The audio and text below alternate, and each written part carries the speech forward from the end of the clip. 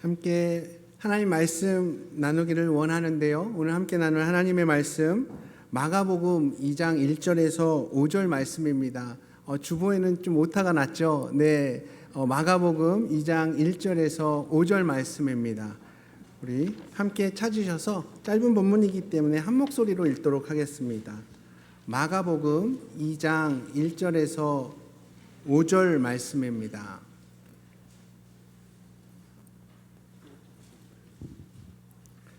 함께 읽도록 하겠습니다. 시작. 수일 후에 예수께서 다시 가버나움에 들어가시니 집에 계시다는 소문이 들린지라 많은 사람이 모여 문 앞까지도 들어설 자리가 없게 되었는데 예수께서 그들에게 도를 말씀하시더니 사람들이 한 중풍병자를 네 사람에게 메워 가지고 예수께로 올세 무리들 때문에 예수께 데려갈 수 없으므로 그 계신 곳에 지붕을 뜯어 구멍을 내고 중풍병자가 누운 상을 달아 내리니 예수께서 그들의 믿음을 보시고 중풍병자에게 이르시되 작은 자야 내 죄 사함을 받았느니라 하시니 아멘. 착석하시겠습니다.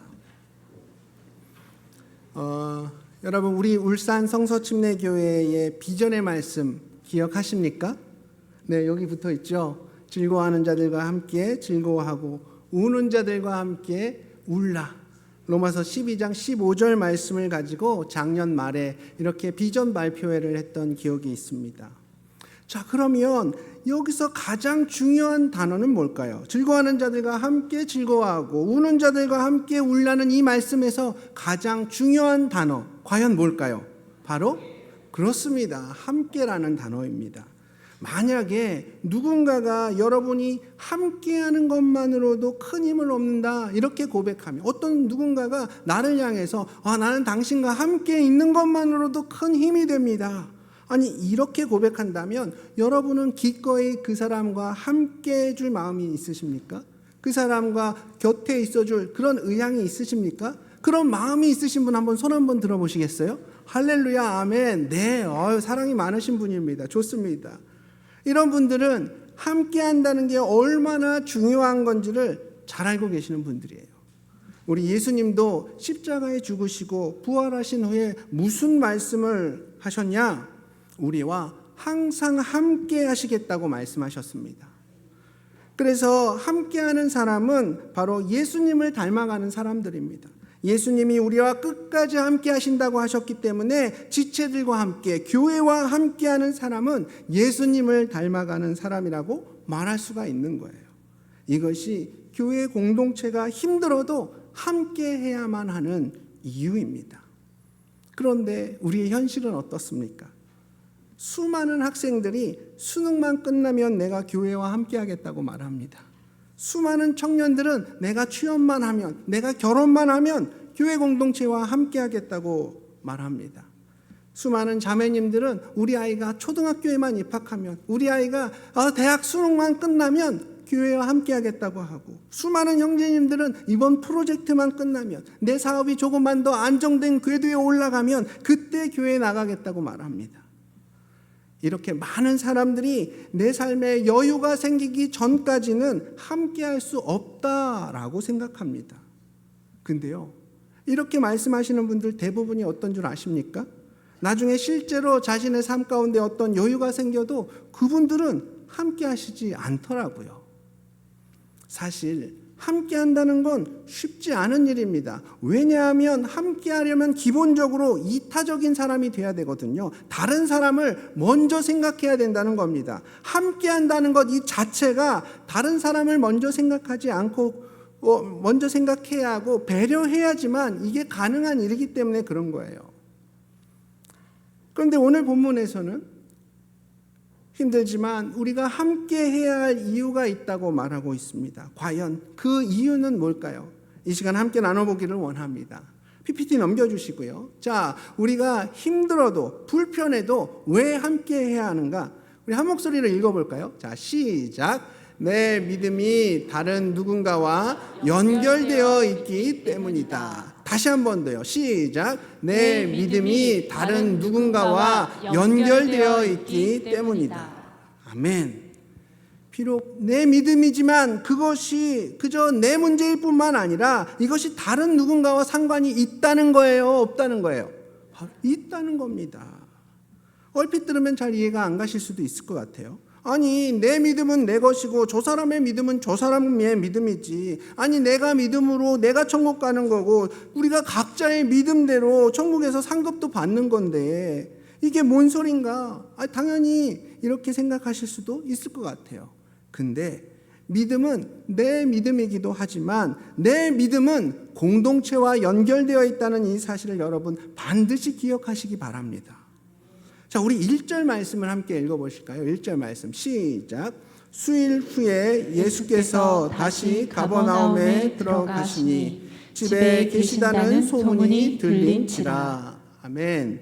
자, 잘 보시면 예수님은 얼마 전까지 이 가버나움이라는 마을에 계시다가 다른 곳으로 이동하셨고 며칠 후에 다시 가버나움에 오신 겁니다.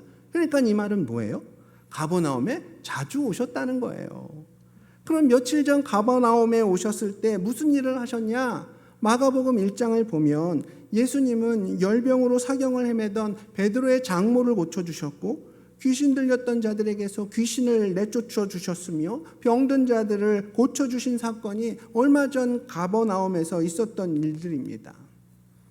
이미 예수님에 대한 소문이 가버나움 전체에 퍼졌겠죠. 그래서 2장 2절 말씀을 보면 많은 사람들이 예수님이 머무셨던 그 집, 그 문 앞까지 몰려들어서 들어설 자리조차도 없었다고 말하고 있습니다. 그런데 이때 황당한 사건 하나가 일어나는 거예요. 우리 오늘 보면 3절 4절 말씀을 함께 읽겠습니다. 자, 시작. 사람들이 한 중풍병자를 네 사람에게 메워 가지고 예수께로 올 때 우리들 때문에 예수께 데려갈 수 없으므로 그 계신 곳에 지붕을 뜯어 구멍을 내고 중풍병자가 누운 상을 달아 내리니. 아멘. 자, 어떤 4명의 사람들이 중풍병자 1명을 데리고 예수님을 만나러 온 겁니다. 환자는 누워있는 채로 앞뒤로 2명씩 이렇게 침상채로 환자를 들고 예수님을 만나러 그 집 앞에 온 거예요. 이 4명의 사람들과 이 환자는 뭐 어떤 사이인지, 뭐 친구인지 아니면 주변에 있는 좋은 사람들인지 서로의 관계는 우리가 알 수 없지만 어쨌든 이 중풍병자를 이 4명의 사람들이 데리고 온 겁니다. 중풍이란 게 뭐냐면 뇌경색이나 뇌출혈 때문에 뇌손상이 생겨서 언어장애나 몸에 마비가 생기는 그런 질환을 말하는 거지 않습니까? 한마디로 혼자서는 도저히 살 수 없는 병이죠. 이런 사람을 어떤 4명의 사람들이 예수님 앞으로 데리고 온 겁니다. 근데 지금 상황은 어떻습니까? 예수님 근처에는 아예 발디딜 틈도 없이 수많은 인파들이 군집해 있는 겁니다. 그때 이 4사람은 기발한 생각을 하나 해냈는데 그것이 뭡니까? 예수님이 머물고 계시는 그 집 지붕을 뜯어서 구멍을 내고 그 아래로 이 환자를 내려보내는 것이었습니다. 물론 이 방법 비상식적이죠. 남의 집 지붕을 마음대로 뚫으면 절대로 안 되는 겁니다. 근데 이 4사람의 마음 속엔 예수님을 꼭 만나고 싶다는 그 마음이 더 컸던 거예요. 이 중풍병자를 고칠 수 있는 분은 오직 예수 그리스도 한 분밖에 없다는 그 믿음이 그들 마음 가운데에 가득했던 겁니다. 그 당시 유대인들이 살던 집 그리고 그 지붕은 어땠냐 하면 일단 지붕은 평평했습니다. 그리고 그 재질 또한 나무로 되어 있었기 때문에 그래서 충분히 구멍을 뚫을 수 있는 환경이기는 했습니다. 그런데 설마 했는데 이 4사람이 진짜로 지붕을 뜯어내더니 이 중풍병자를 침상채로 예수님이 계신 그곳으로 내려보낸 거예요. 이런 무모한 행동을 보면 이 4명의 사람들은 정말 이 중풍병자를 무조건 예수님 앞에 데리고 가고 싶었던 것 같습니다. 여러분, 우리 삶 속에서도 보면 모든 가능성들이 닫혔을 때 뭐가 생깁니까? 어떤 오기가 생기잖아요. 과감함이 생기지 않습니까? 사방이 다 싹 다 막혔을 때 어떤 영적인 무모함이 생기는 겁니다. 간절함이 생긴다는 거죠. 그래, 뭐 2판 4판이다. 죽을 때 죽더라도 이건 한번 해보고 죽자. 절박하면 이런 생각이 저절로 들기 마련입니다. 제가 20대 때 공군에서 이렇게 비행 훈련을 받을 때 중간 평가에서 이렇게 미끄러져서 탈락 후보가 되었습니다. 그래서 마지막 평가를 받는데 거긴 그 탈락 후보자 10명 중에 2명만 붙을 수가 있는 거예요. 8명은 이제 짐 싸서 집으로 가야 되는 겁니다. 진짜 저한테는 2판 4판인 거죠. 그러다 보니까 그동안 제가 해보고 싶었던 그 기동들, 책으로만 봤던 그 기동들 막 과감하게 다 해봤거든요. 다 도전해봤습니다. 오히려 마지막이라고 생각하니까 긴장도 덜 되고 신나게 비행하고 내려왔습니다. 옆에서 교관이 막 뭐라고 하는데 그 들리지도 않아요. 옛날에는 막 한마디 하면 막 쫄아가지고 막 덜덜덜덜 떨고 그랬는데 뭐라고 하든지 말든지 마지막인데 에라이 모르겠다. 근데 의외로 비행해서 내렸는데 교관이 욕도 안 하고 오히려 수고했다고 격려를 해주더라고요. 그게 제 마지막 비행이었습니다. 어쨌든 이런 모습들이 언제 나오냐 하면 상황적으로 여유가 있을 땐 절대 나오지 않습니다. 살만하면 절대 안 나와요. 모든 가능성이 완전히 닫혀 있을 때 그때 비로소 이런 모습들이 나오는 겁니다. 지금 이 4명의 사람들이 하는 행동을 보십시오. 예수님은 무조건 만나야겠고 물론 혼자의 몸이라면 기어서라도 가고 사람들 위로 이렇게 점프해서 가고 비집고서라도 어떻게 해서든지 가겠는데 근데 침상채 들고 가려고 하니까 이 많은 인파 때문에 도저히 방법이 없는 거예요. 불가능해 보이는 거죠. 그렇게 막다른 길목에 몰리니까 그들이 생각해낸 방법이 뭡니까? 지붕에 올라가서 지붕을 뜯어내는 것밖에는 방법이 없다고 생각한 겁니다. 이것저것 재면서 더 나은 방법을 골랐던 게 아니라 마지막 하나 남은 방법, 그냥 지붕을 뚫고 내려보내는 그 무모한 방법을 시도한 겁니다. 그래야 이 중풍병 환자를 예수님 앞에 데려갈 수 있다고 생각한 거죠. 이 사람들은 중풍병자에게 예수님 말고는 답이 없다고 믿었던 겁니다. 과연 이후에 어떻게 되었을까요? 우리 5절 말씀 다 같이 읽어보겠습니다. 5절 말씀. 자, 시작. 예수께서 그들의 믿음을 보시고 중풍병자에게 이르시되 작은 자야 내 죄사함을 받았느니라 하시니 아멘. 하나님께서 이 중풍병자에게 말씀하셨습니다. 아들아, 네가 죄사함을 받았단다 라고 말씀하셨어요. 여기서 본문에는 작은 자야라고 나오지 않습니까? 이 작은 자야라는 이 말이 저같이 작은 사람한테 이 조그만 놈아 이렇게 부르는 게 아니에요. 그런 뜻이 아니라 내 아들아, 마치 자기 자녀를 부르는 듯한 아주 따뜻한 표현 중에 하나입니다. 그리고 죄사함을 받았다, 이 말은 네 중풍병 다 나았다라는 말이기도 해요. 이렇게 예수님이 말씀하신 이유는 그 당시 유대인들의 세계관과 이렇게 상관이 있습니다. 그 당시 유대인들은 어떻게 생각했냐 하면 어떤 사람이 병이 들으면 그건 그 사람의 죄와 관계가 있다고 생각을 했거든요. 그래서 사람이 병에 들리면 보통 어떻게 생각했냐? 저 사람 무슨 죄를 졌지? 아니면 저 사람 부모는 무슨 죄를 졌지? 뭘 잘못했지? 이런 식으로 병이 든 건 그 사람 혹은 그 사람의 부모, 가족들의 지은 죄와 관련이 있다고 늘 생각을 했던 겁니다. 그래서 요한복음 9장에 보면 날 때부터 맹인이었던 그 사람을 향해서 제자들이 예수님께 질문하잖아요. 저 사람이 맹인된 것은 저 사람의 죄 때문입니까? 아니면 저 사람의 부모의 죄 때문입니까? 이게 그 당시 유대 사람들의 보통의 생각이었습니다. 죄를 범해서 병에 걸렸다는 것은 그 당시에 상식과도 같은 거였어요. 물론 굳이 따지자면 그 상식은 틀린 말이긴 하지만 예수님은 그 당시 상식을 이용해서 사람들에게 믿음을 통해 이 죄의 문제가 해결되었다는 것을 이 중풍병자가 나았다는 것으로 표현하신 겁니다. 그래서 네 병이 나았다라는 말 대신에 뭐라고 말씀하세요? 네 죄가 용서받았다, 이런 말을 하신 겁니다. 근데 여기서 중요한 건 뭐냐면 예수님께서 이 중풍병자를 고치실 때를 보면 이 중풍병자, 이 환자의 믿음 그 환자가 너무 믿음이 날 수 있다는 그 믿음이 너무 강력했기 때문에, 너무 온전했기 때문에 그 믿음을 보고 예수님이 고쳐주셨나요? 아니죠. 그럼 뭘 보고 고쳐주셨죠? 오늘 말씀은 뭐라고 말씀하고 있죠? 그들의 믿음을 보시고, 바로 그들의 믿음을 보셨다고 말씀하고 있습니다. 여기서 그들은 누구겠어요? 당연히 이 중풍병자를 침상채로 들고 왔던 이 4명의 사람들이겠죠.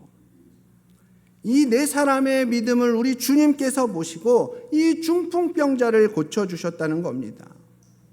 여기서 우리는 아주 중요한 사실을 하나 발견할 수 있습니다. 이 4명의 사람들이 가진 믿음이, 이 각자의 믿음이 누구와 연결되어 있어요? 이 중풍병자의 삶과 연결되어 있더라는 겁니다. 예수님은 중풍병 환자의 믿음 상태를 보고 그를 고쳐준 것이 아니라 그와 같이 왔던 이 4사람의 믿음을 보고 중풍병자를 고쳐주셨다는 거예요. 기억하십시오.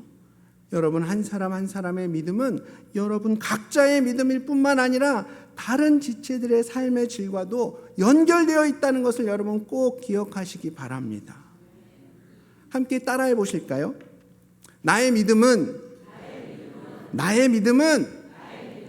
다른 지체들의 삶과 연결되어 있습니다. 여러분, 이걸 꼭 기억하셔야 합니다.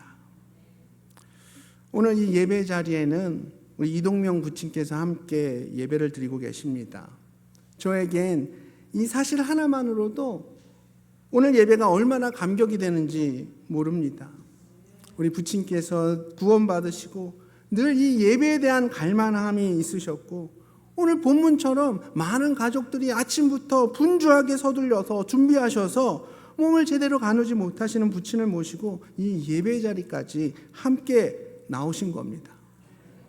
근데 그 모습이 그저 예배당에서 한번 예배 드리고자 하는 그 부친의 개인의 바람이고 믿음이기도 하지만, 바로 그 모습은 예배를 사모하고 갈망하는 그 모습이 저희에게 얼마나 도전이 되고 또 예배를 향한 우리 한 사람 한 사람의 마음을 얼마나 뜨겁게 하는지 모릅니다. 이 예배 가운데 여러분 감격이 넘치십니까? 이것만 봐도 내 믿음이 다른 지체들의 삶과 연결되어 있다는 게 바로 증명이 되는 겁니다. 우리는 바로 알 수 있는 거예요.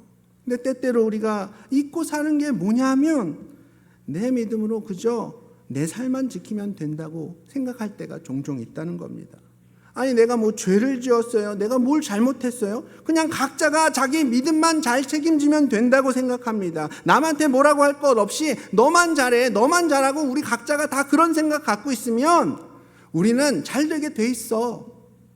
물론 이렇게 생각할 수 있고 이게 맞다고 생각하시는 분들도 있는데요. 근데 여러분, 그거 아닙니다.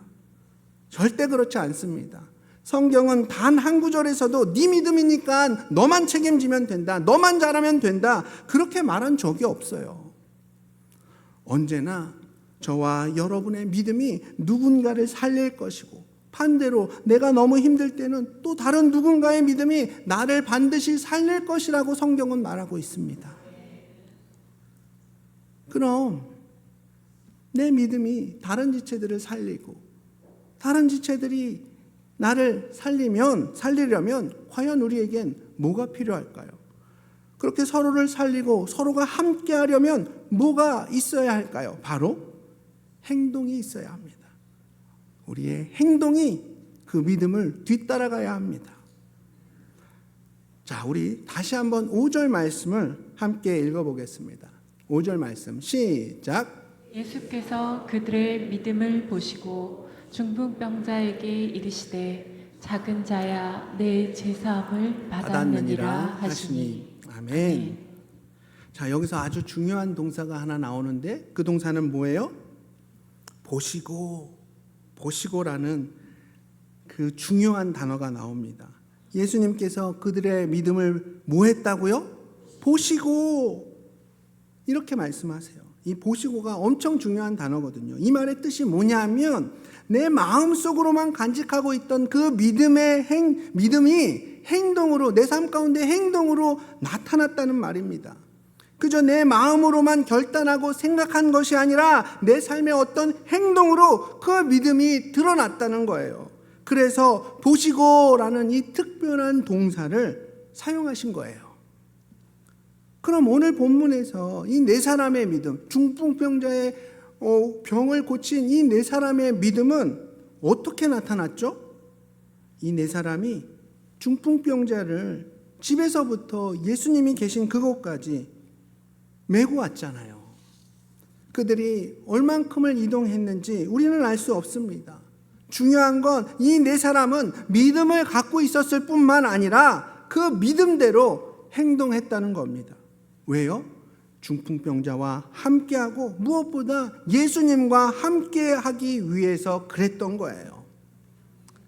그리고 사람들이 너무 많아서 예수님 앞에 나갈 수 없게 되니까 그들은 뭘 합니까? 여기서 포기한 게 아니라 고민을 했어요. 서로 모여서 막 상의했을 겁니다. 4명 중에 어떤 사람은 짜증냈을 것이고 또 어떤 사람은 그냥 야 여기까지인가 보다 그냥 우리 돌아가자 할 만큼 했다.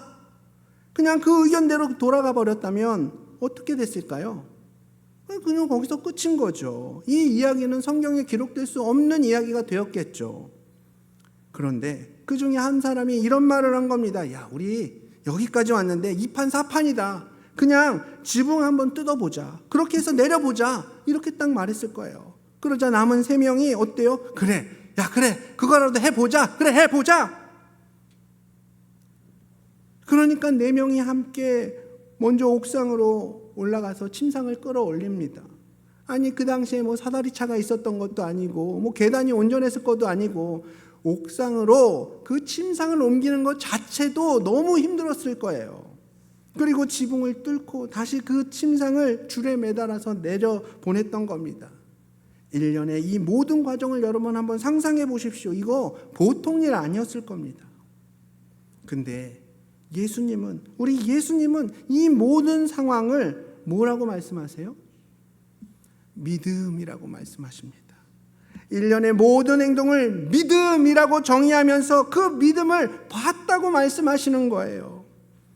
자, 믿음은요, 그저 내 마음속 한편에 간직했던 걸 말하는 게 아닙니다. 그저 내 생각 속에만 머물러 있던 그것을 가지고 우리 주님이 믿음이라고 말씀하시는 게 아니에요.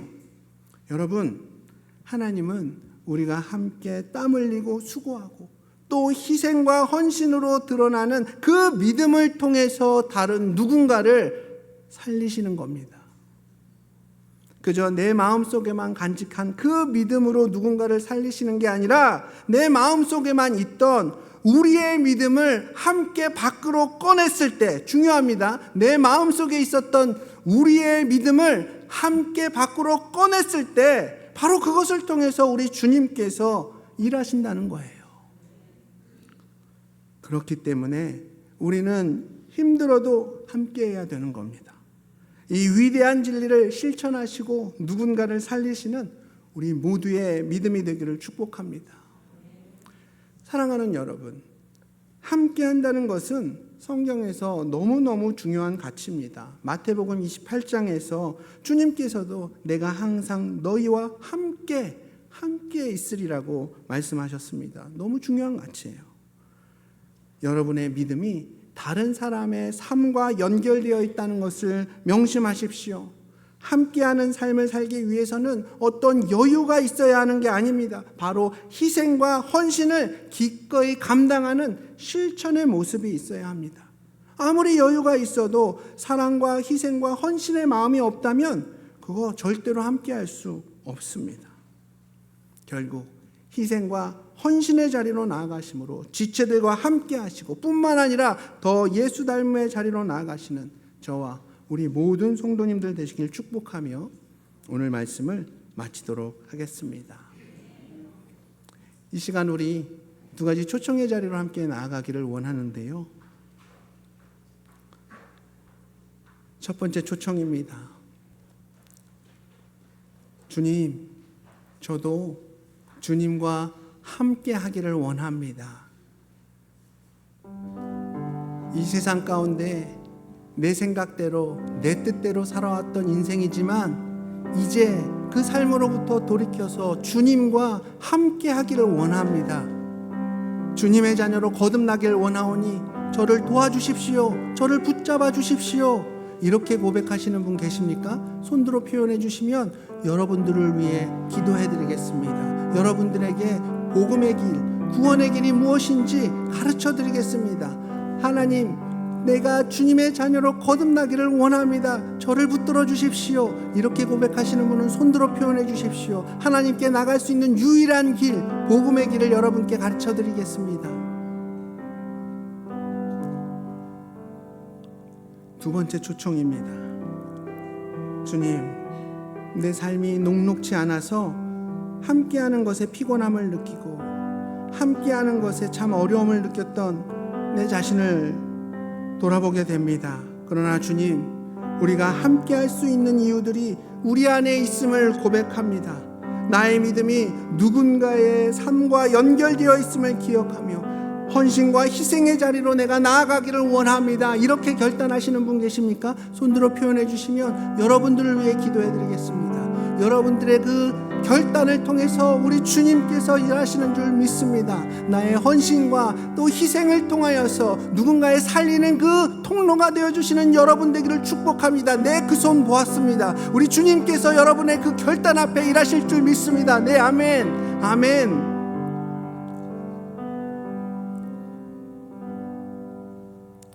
사랑해 주님 감사합니다. 오늘 말씀을 통하여서 우리 심령 가운데 말씀의 씨앗을 뿌리시고 그 말씀에 순종하고자 결단하며 손들었던 우리 지체들의 모습을 주님 기억하여 주시옵소서.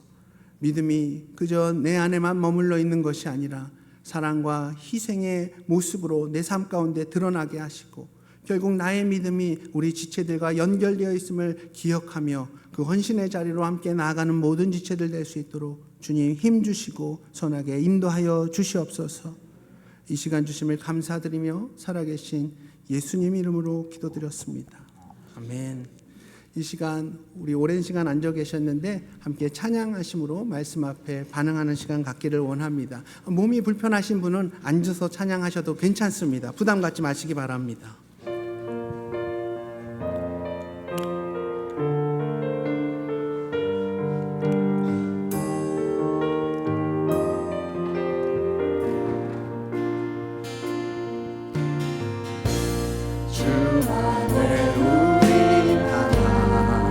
모습은 달라도 예수님 한 분만 바라네. 사랑과 선행으로 서로를 격려해 따스함으로 보듬어가니 주님 우리 안에 함께 하시니 형제자매의 기쁨과 슬픔 느끼네. 내 안에 있는 주님 모습 보네. 그는 기뻐하시네.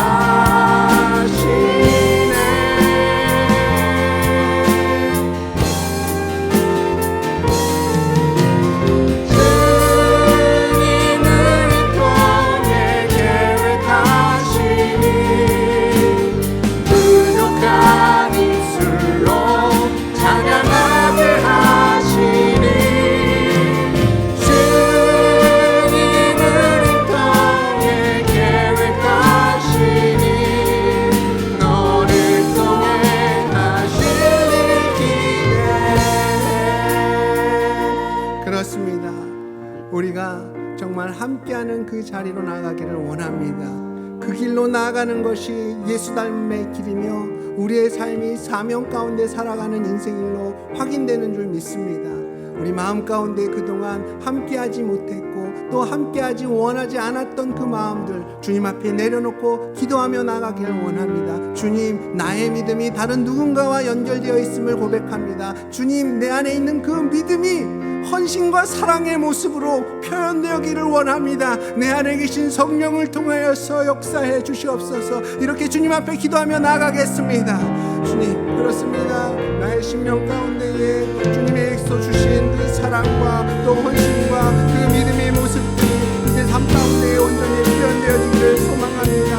오늘 받은 말씀대로 나의 믿음이 이 공동체와 연결되어 있음을 기억하며 또 함께 모든 주의 사역들을 이뤄가는 우리 지체들 되기를 소망하오니 주여 연약한 우리의 심령 가운데에 기름 부어주시고 또 우리 사랑의 마음과 헌신의 마음과 실천의 마음이 우리 삶 가운데 온전히 열매 맺기를 원합니다. 주여 믿음이 약합니다. 그 강한 믿음을 허락하여 주시고 우리 심령 가운데에 완악함이 있습니다. 주의 사랑으로 덮어주시고 우리 심령 가운데